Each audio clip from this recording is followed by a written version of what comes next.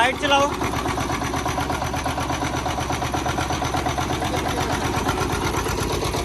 अगे पिछे कर दे बैग ना बाहर ही करना है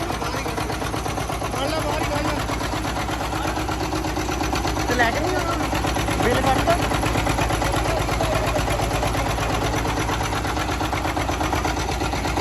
खोलो दरवाजा